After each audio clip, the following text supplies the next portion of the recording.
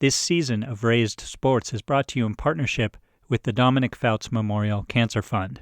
As you know, this issue is important to me. This whole season of the podcast is devoted to my father, who died of cancer this spring.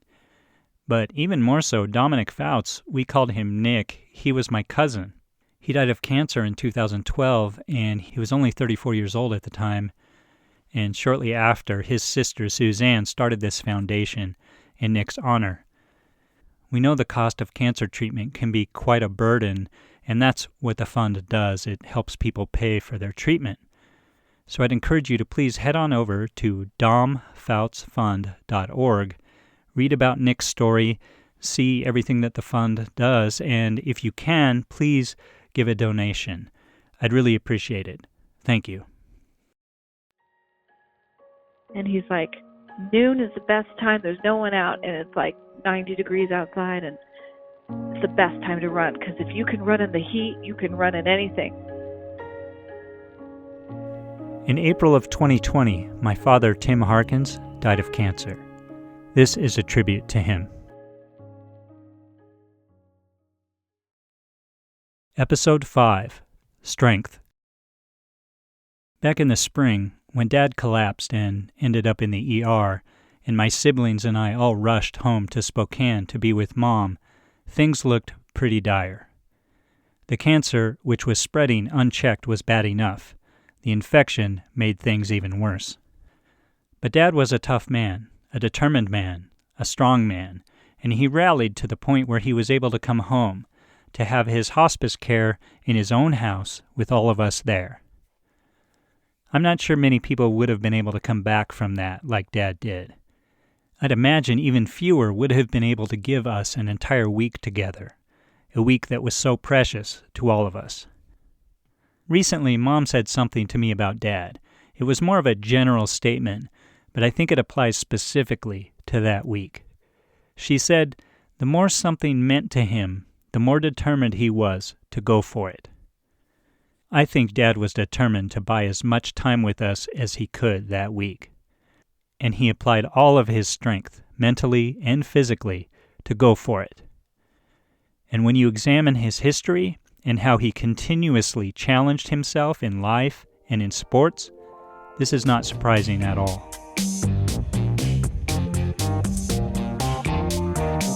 Back in the late 70s, things in our family were on a pretty good course. Dad had passed the bar and become a lawyer.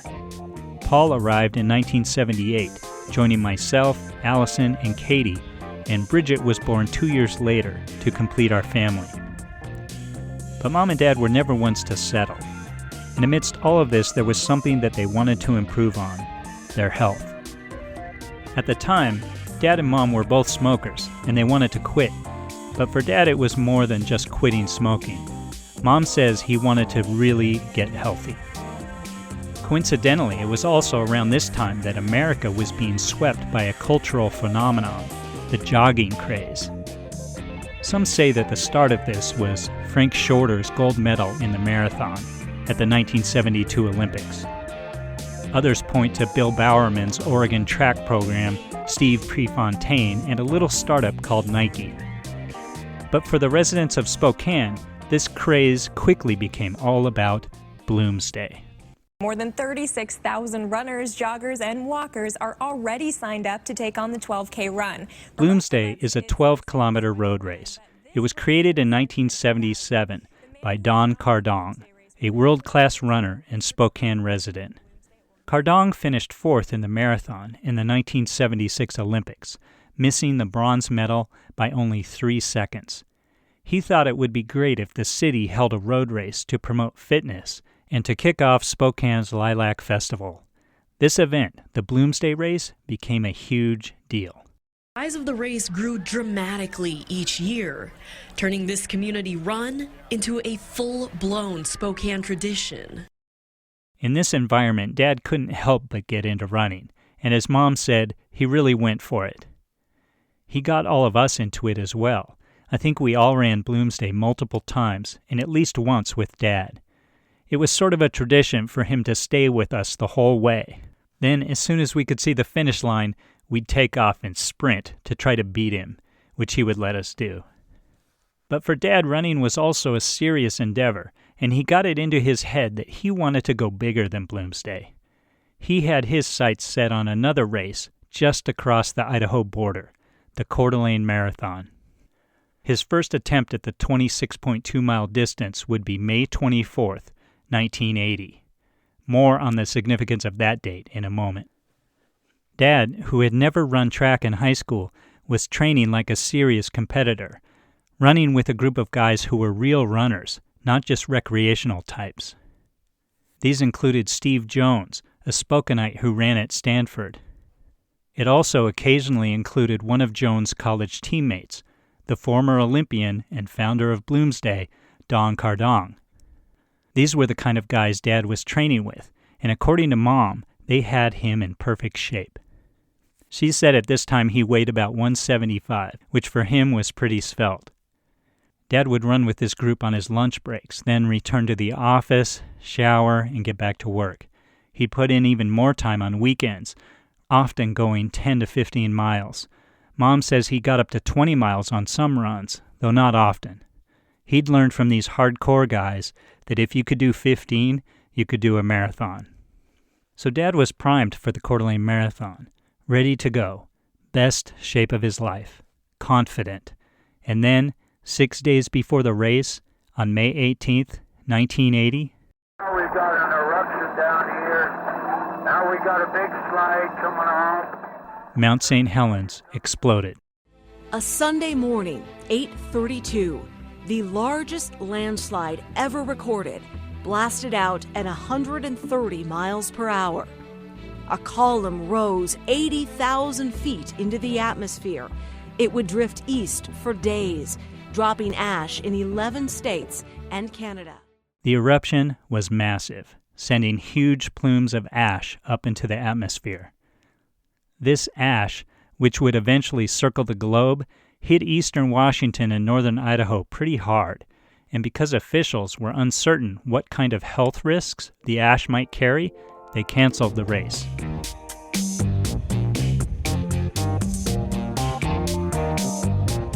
This was a huge blow for Dad, not just because the race was canceled, but also because his training was drastically interrupted.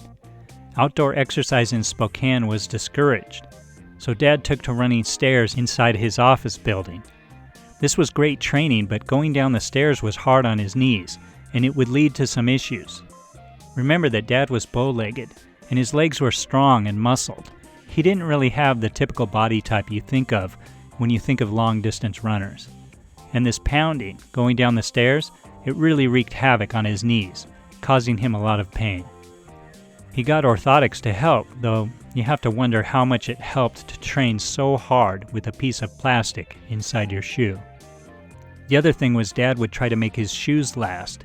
Instead of buying new shoes when the soles wore out, he'd get this stuff called shoe goo, which was kind of like liquid rubber in a tube. He would squeeze it out onto the bottom of his shoes where it would harden.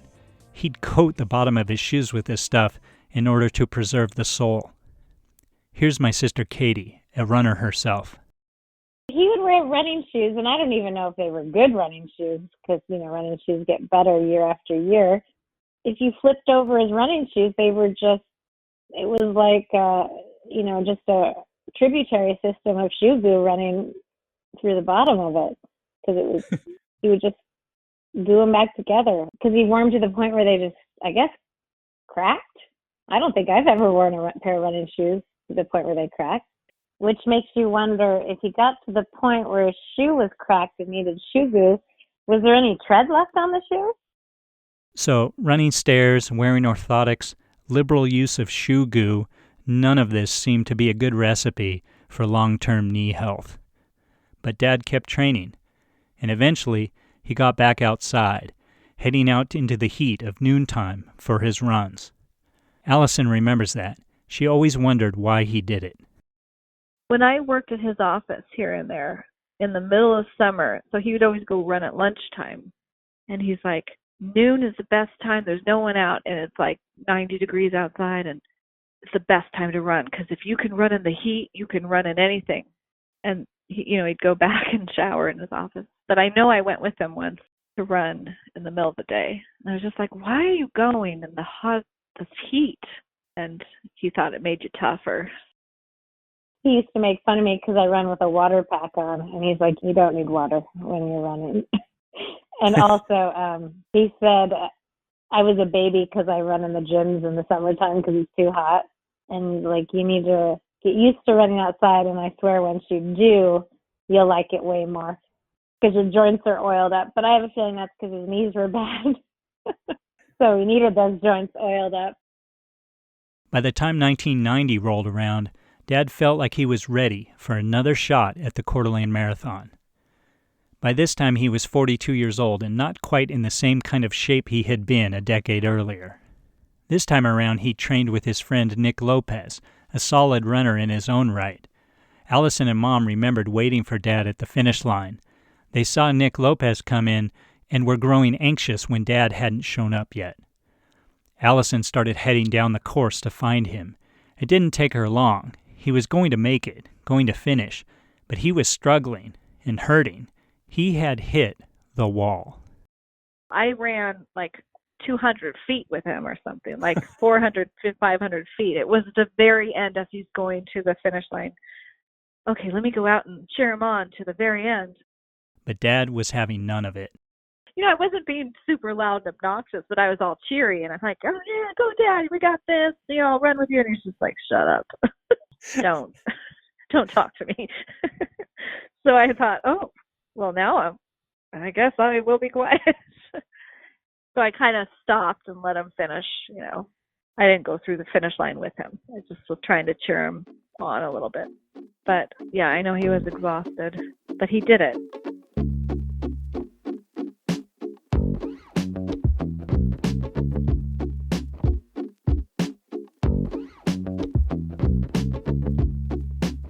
I had a similar experience with Dad a little over a decade later. Not coincidentally, it involved another iconic Spokane event, the 3-on-3 basketball tournament called Hoop Fest. I played in Hoop Fest numerous times. So did my brother Paul. He had a regular group of buddies he played with. A couple of longtime friends, Adam Brown and Tom Hildrum, were regulars, but several people tended to rotate in and out of their fourth spot. Then one year, Paul thought it would be cool to invite Dad to play. And so, the Timinators were born. So when we came down to register, you know, we put down me, Tom, Adam, and, you know, three 24-year-olds and then one 54-year-old or whatever. And I think it kind of threw us into just a little bit of a wacky bracket. There were a couple of kind of like mixed age teams in there. It was just kind of interesting. And then we're like, all right, well, what do we think of the name? How about the Timinators? And they're like, yeah, we don't care. Sure, whatever. And we just went with it. It was 2002 and Dad was 54 at the time. He was still playing pickup basketball, but he wasn't the same guy. His knees were shot. He couldn't move that well anymore, and he couldn't jump at all. But he still had quick hands, and he was still incredibly strong. And Hoop Fest is very physical. Unless you're in an elite bracket, there are no refs, so a lot of fouls don't get called. This was perfect for Dad. He could foul all he wanted, and he liked to foul. And if you were fighting for position with him, you could not move him. He was like a fire hydrant. So Paul's team turned out to be pretty good in this sort of odd bracket. The three young guys would run around and do most of the scoring, and Dad would come in for brief spells to rough up the other team a bit and give one of the young guys a break. We would bring him in if, like, we were just gassed. So we were, you know, in the final couple of games, we were taking advantage of both our timeouts and our substitutions. You know, we would, you know, take a sub or whatever, and then, you know, and we put Dad in for a bit, but I mean, he would take himself out really quickly. He was just pushing these guys around and stuff, and he would get pretty gassed pretty fast. On the second day of the event, Sunday morning, the Timinators lost their first game. Then they fought their way back, battling all the way to the championship game where they would take on the team that had beaten them. And because they had already lost a game, they would have to beat these guys twice to win the bracket. The first game was a walkover. We were hot. Like, I think I hit a bunch of twos. In Hoop Fest, a regular basket counts for 1 point. A three-pointer counts for 2. Hit a bunch of 2s, and Adam hit a bunch of 2s, and I think we beat him like 20-12, and it was a really quick game, which was helpful because we were tired. The second game was a battle. I remember watching this game, and at one point, Dad went in for a brief run. And to my memory, he did well. He got some rebounds, he played some good defense. There was a timeout, and Dad came over and sat on the curb, and I was excited for him. So I went over, put my hands on his shoulders, and said something like, "Great job, Dad."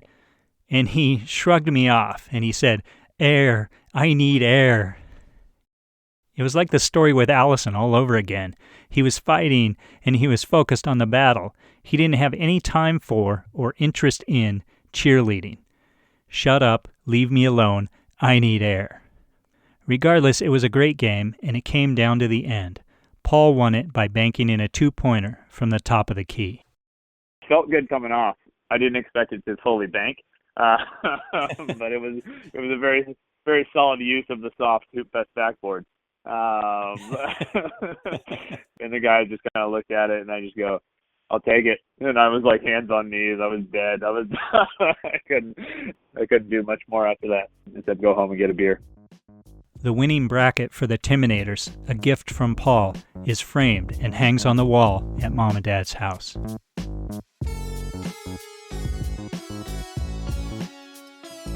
Dad would eventually give up basketball as he got older, and he would have both knees replaced in his late 60s. But he never lost that desire to compete. And this brings me to a story from my sister Katie. Katie and her husband Jesse like to run, and they got into these long-range relay races, specifically the Hood to Coast, a 200-mile race in Oregon. The competition takes place over the course of 2 days, with teams of up to 12 athletes taking turns running from the top of Mount Hood all the way to the Pacific Ocean. They call it the mother of all relays. So when Katie decided to form a team, she started looking for runners. So I put it out on my Facebook page. Anyone want to join our team? First come, first serve sort of thing. This got Dad's attention. And he was response number 2. Thought he could do it, wanted to do it. I think he was probably joking, but I think there is always the wishful thinking. I bet he would love to do it. Like if they had that stuff that he could have participated in back then, I bet he would have loved to do it just because it was fun. So he was raring to go. Turns out having 2 knee replacements doesn't bode well for, being on a 200-mile relay race. So he didn't do that. But even though he couldn't run, Dad did get involved. He became sort of a coach for the team. But what he did do is he would come and watch our kids every year when they were little while we ran it. And we'd send him our Google Doc with everyone's projected splits and, what leg they were doing. And he would follow along on our GPS and on the Google Doc, and he'd be saying, "Okay, what happened there? So-and-so looks like they fell apart." And then we'd explain the exchange was bad or we were just off pace. So usually, because again, he liked to challenge people, he'd be like, "Well, you need to make that up. You've got about 7 minutes to shave off of your legs to get you back on." As Dad grew older, he never lost that desire to compete, that desire to test himself, to show his strength. And even as his body gradually began to betray him, he never stopped challenging himself. From marathons to basketball tournaments to appointing himself coach of a long-distance relay team, he just changed the nature of the challenge. And in the spring of 2020, facing his greatest challenge ever, Dad fought for every last moment he could get with his family. The more Dad wanted something, Mom had said, the more he'd go for it.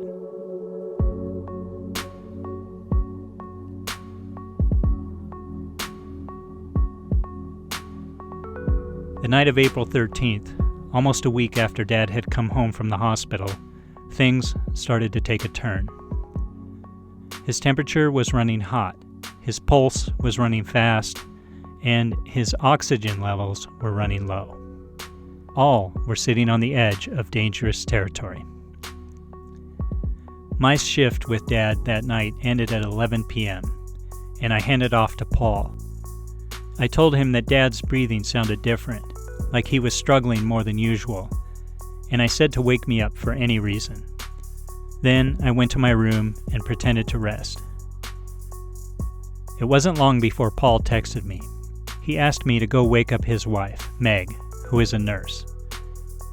I did, and when we arrived, Dad sounded worse than ever. We thought he might not have much longer, so we woke up everybody. And we got Allison, who had returned home to Phoenix by that time, on the phone.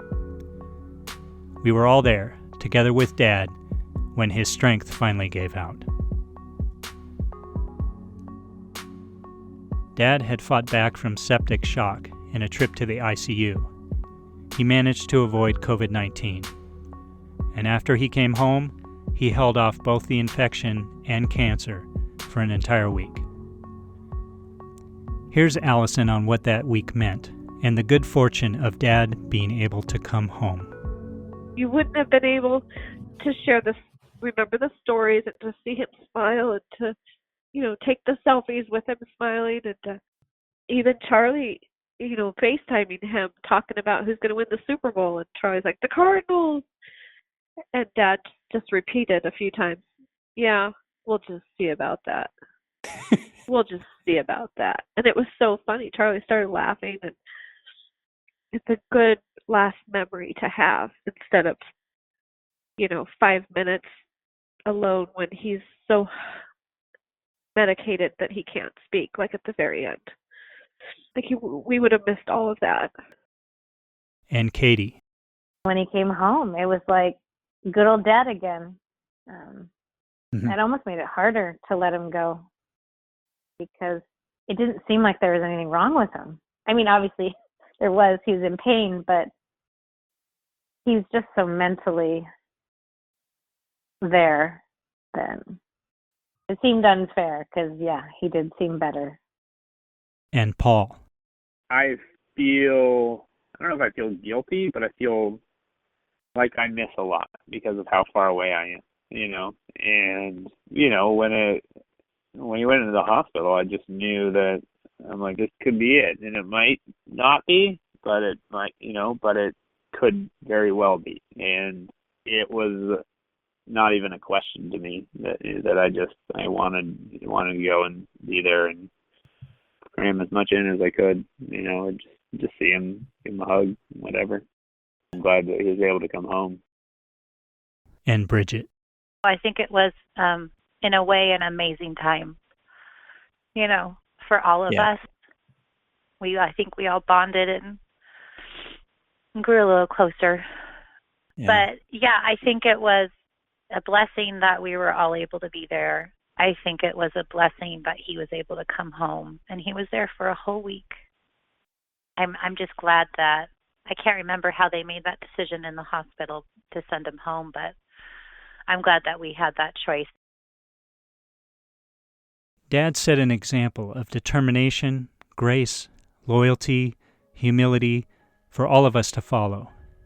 And at the end, it was his strength that allowed us to bask in all of it with love for one last week.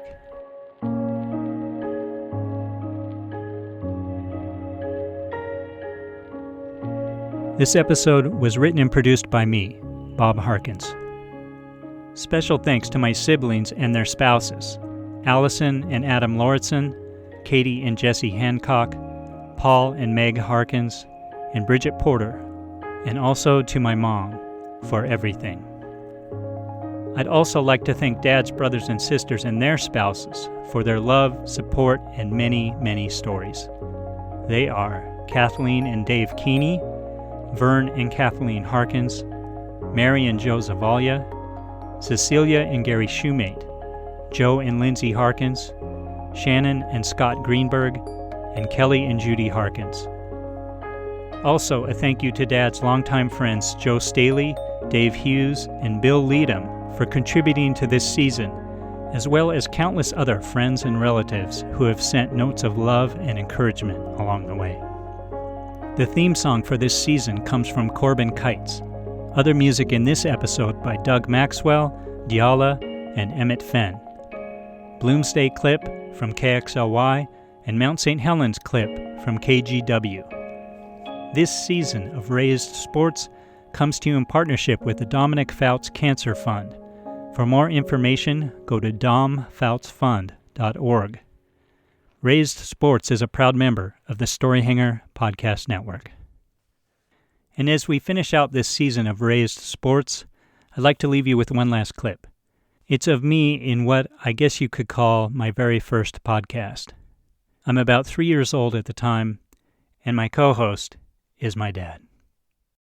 Let's put them in the floppy bag. What do we buy at the grocery store? The pair of socks? No. Walking stick? No. We'll buy corn, pears, apples, carrots. Let's put them in the shopping bag. Let's put them in the shopping bag. What do we buy in the hardware store? A suit? No. A tree? A boat with sails? No. We'll buy a hammer, a saw, and a box of nails. Let's put them in the shopping bag. Big.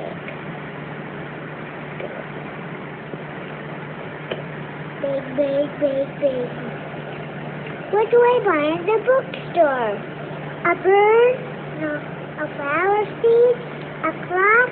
No. We'll buy a book to color and a book to read. Just put them in the shopping bag. I'm spitting this time. What do we buy in the seed store? A flower? A turtle? A leaf? No. We'll buy a big meat and some hot dogs. Just put them in the shopping bag. What do we buy in? I don't know what store is it. Pet store. What do we buy in the pet store? A safety pin? A green hat? No, we'll buy a belt for the dog and a toy for the cat. Let's put them in the shopping bag. What do we buy in the cake store? A kangaroo? A rake? A rake? No, we'll buy a chocolate cake and some cookies and a pie. Let's put them in the shopping bag. What do we buy in the toy store? A bunch of bananas?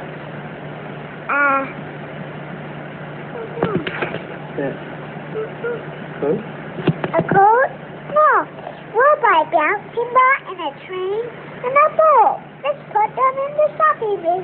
We got all the stuff we need, so let's go home. Okay.